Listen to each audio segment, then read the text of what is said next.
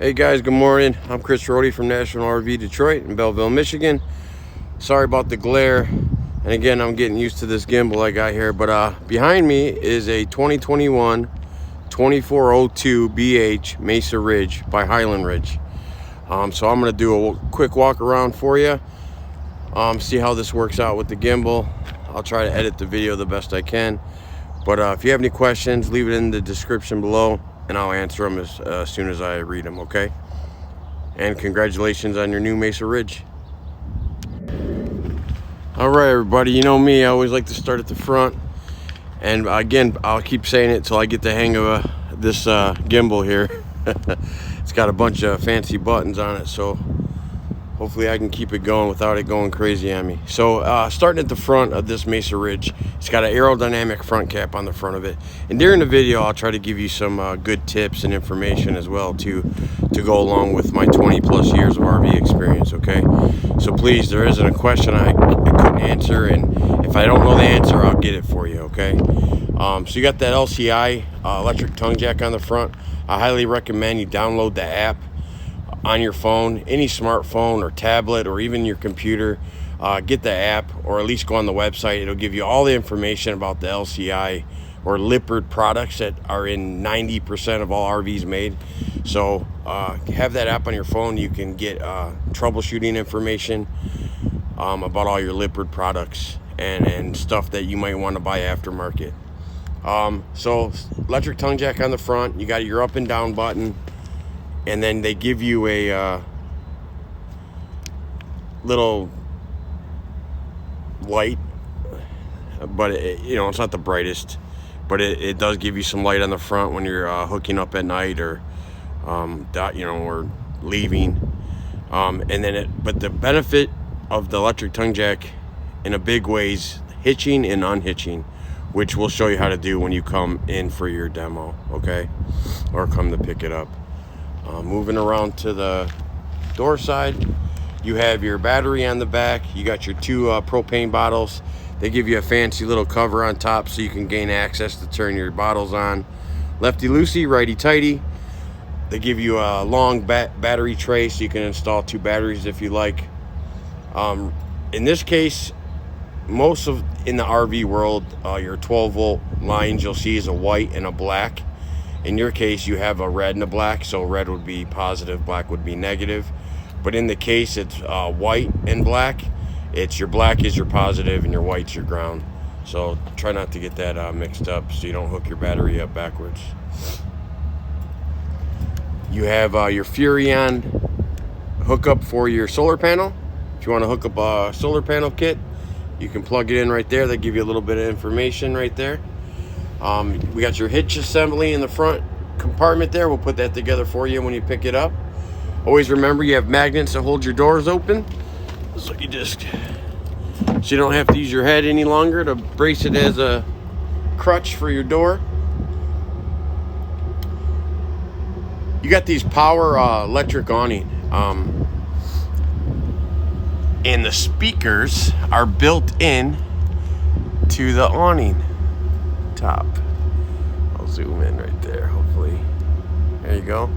So you got your speakers, your outside speakers are built into your awning, so just be aware of that. And see that little cap just up above to the right of your speaker? That is your manual override for the motor for the electric awning. So if you have a motor malfunction or an issue with this electric awning, now remember, there's all types of different electric awnings, so be careful. They all don't have this. So this has got a manual override, so you can manually bring your awning in or out in a bad motor situation, or power, or cut wire, or blown fuse, whatever. That way you can manually override your awning. Take it in and out. You also have your stabilizer jacks, and remember, they are just stabilizers. They are not levelers, okay? They will not level your RV. They stabilize. They prevent left to right, front to back chucking when you're walking around in your camper. So just be aware of that, okay? When you put them down, I always say get a power drill. Makes it a lot easier for you, so you can zip those jacks up and down. Makes life for you a little bit more simpler. On the front of the RV is your bedroom And they give you these aluminum steps right here with steel sides. So make sure you grease and lube your steps up so that they stay in good shape, and they work properly for you throughout the years. You got the fancy step on the front, which I'll cover. This is just a regular RV step that folds one on top of the other and then pushes in. It's difficult for me to do holding the camera, but you have Wi-Fi extender.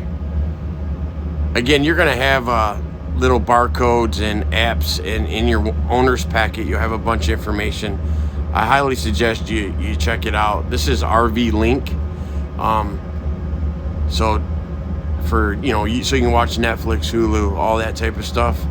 So check that out in your owner's manual, okay?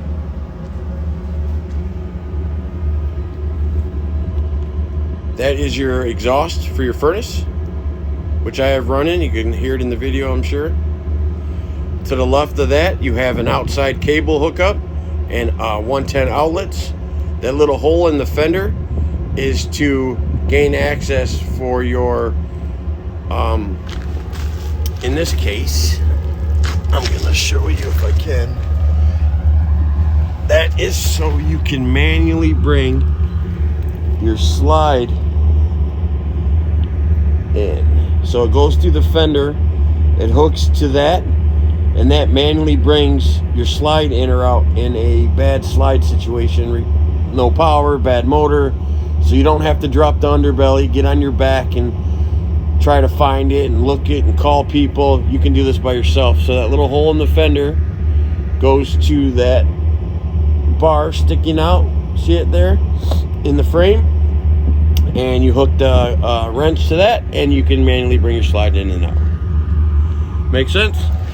And again, if you have a question, you can always go on to RV Rockstar and I will answer it for you. Dexter axles, again, look that up. They give you a little barcode on here. Easy Lube hubs. I think they're giving you a 6-year warranty on Dexter axles now, so don't hold me to that. It's either 5 or 6 years. I think they jumped it up to 6 on the axles, but read that in your owner's manuals just to make sure I'm right on that. Nitrogen filled tires. You have the EqualFlex suspension. Again, look that up. It's really cool. So it gives you less chucking. It can take a pothole better. Just better suspension for your trailer than just a regular leaf suspension with no brass bushings. So now on the rear of the coach, which is actually the front on the inside, but the rear on the outside, is the fancy steps. You want to make sure that your entry door is all the way open before deploying those steps or putting them away. And make sure that the step is all the way in the door when you do it. Let's see if I can attempt.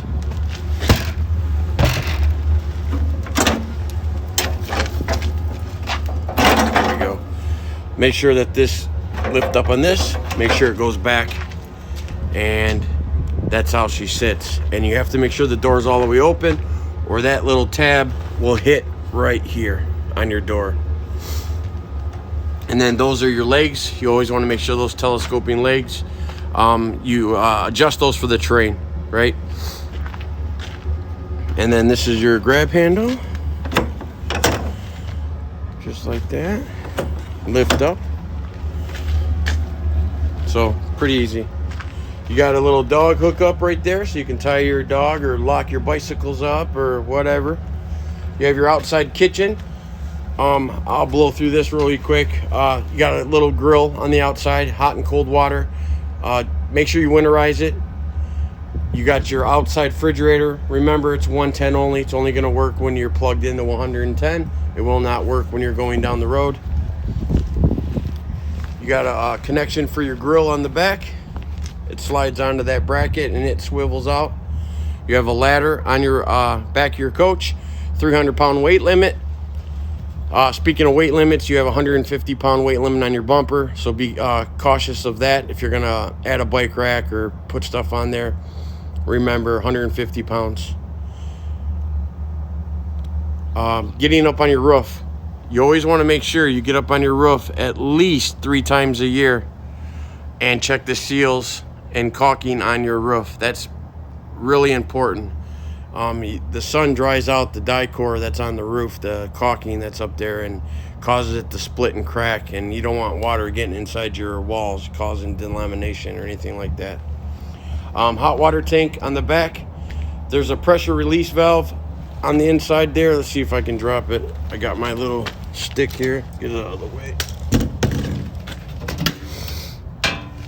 So pressure release valve, always make sure you release the pressure in the tank before removing the plug, which is this guy right here, and it goes right here. So you'll want to empty it every time. If you leave the water inside your hot water tank, what happens is it starts to get a sulfury smell, and then when you run your water, it smells up the RV. So try to avoid leaving water in your hot water tank for more than a couple days when you're not using it. I don't want to forget, you have a quick connect propane connection right there on the bottom, right underneath the grill. That's a quick connect for your propane. Spare tire. Got your 30 amp marine grade power cord right there, plugged in the side of the wall. It's about 20 feet. Dump station, you got your black and your gray water dump valves. And your dump station, if you go on to National RV, I have a couple more videos on there too if you want to get more in depth with the dump station. I do a couple good demonstrations on that. You have a universal docking center on this guy, which I'm gonna have to grab the keys for, so I'll double back for that. Give you another quick look.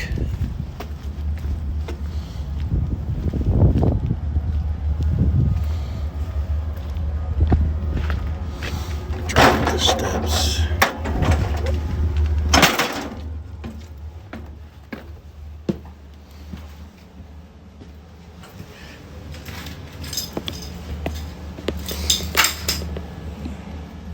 Alright guys, welcome back. I ditched the gimbal. I'm just going to carry it, but that's your outside universal docking center, just so you have a good look at it.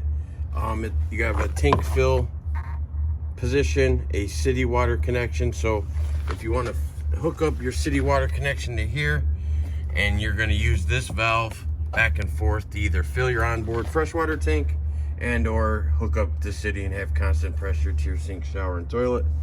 And then the one to the left is your black water tank flush. And then you have a quick connect for hot and cold water for your outside shower. All right. And then you have a satellite and cable hookup.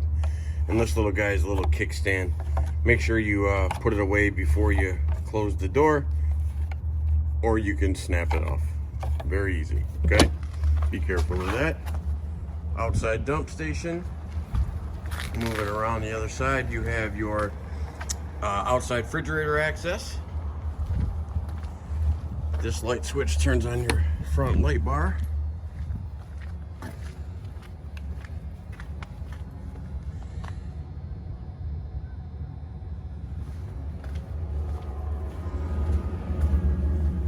Safety devices as I move it into the RV. You have your fire extinguisher to the left of the door. You have your smoke detector right up above the bathroom door. And then you're going to have a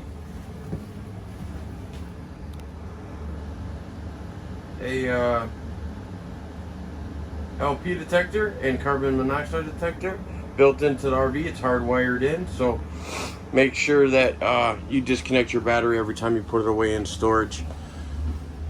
You have your thermostat, which I have the furnace on. This is your mode button. You'll cycle through air conditioner, fan, or heat to turn on your furnace or your AC, and then you turn the temperature up by holding these two buttons. On this Dometic thermostat, by holding, it changes it from Celsius to Fahrenheit by holding these two buttons down. So if for some reason you come into your RV and it's in Fahrenheit mode for some reason, and you're like, wow, it's 24 degrees, it don't feel like it, hit these two buttons and it'll go back to Celsius. Okay.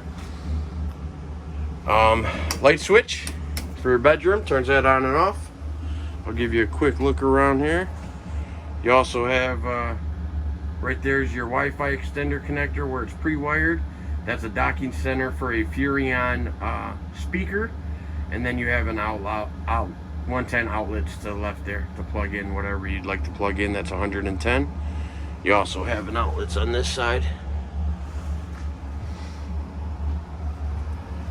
While I'm back here, there's your TV antenna booster. That's got to be pushed in to get the digital reception off your television. If that's not pushed in, you will not get no digital reception off your TV. I'm gonna back up a little bit and show you something. I don't know if it's a design flaw or what you would call it, but so that's where so the door's shut, okay, and it's snapped in properly, and the TV bracket is right there. So the only way to mount a television in the bedroom is by leaving the door unconnected, meaning it would open and close as you're driving and potentially damage the RV. So it's in a bad spot. I'm not sure of a good remedy other than making a longer strap for the door, and the door would be either all the way open when the TV's there, so it wouldn't be a lot of space. It's not a good solution, because then you'd have to go in and out your main door to get out of your bedroom every time. So I'm not sure what the remedy would be to mount a television on the wall there, because again, the mounting bracket is just right here. That's it. So you can't even mount it to the left or to the right of it. Even if I wanted to go here, you can't. There's not backed for a television there, so your options are really limited. So maybe email the factory and see if they make something that goes there. Returns for your air conditioner, refrigerator, pretty simple. Turn it on. You want to hit your mode button till you see the A and the cord, because we're plugged into 110.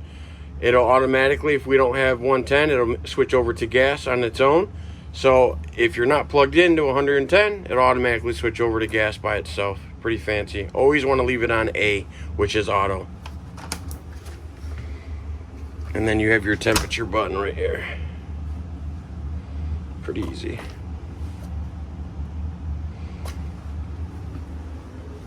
Stove, light your burners, turn that to the flame, and then give your igniter just a little turn, and then it'll light your burner for you.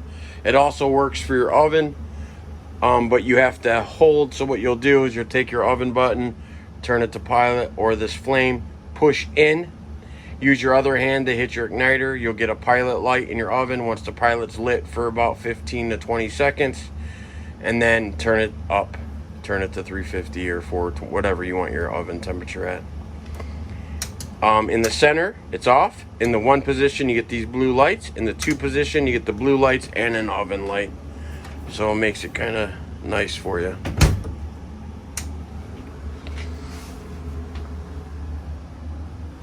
Got a Furrion sound bar. Got your television.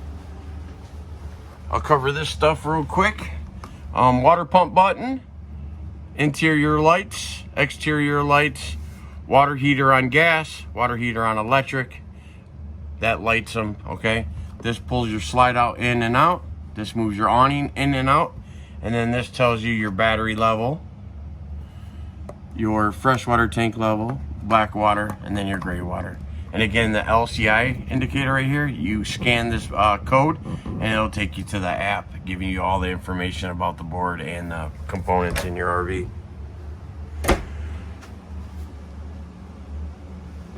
Thomas Paine Furniture, remember they're plugged in behind the couch. So if for some reason the lights or the one of the chair doesn't work, or one side's working and the other side's not, they're plugged in on either side. Sometimes the plugs can jump out in transit, so make sure that those stay plugged in. But that's about it, guys. I'm Chris Rohde from National RV. Enjoy.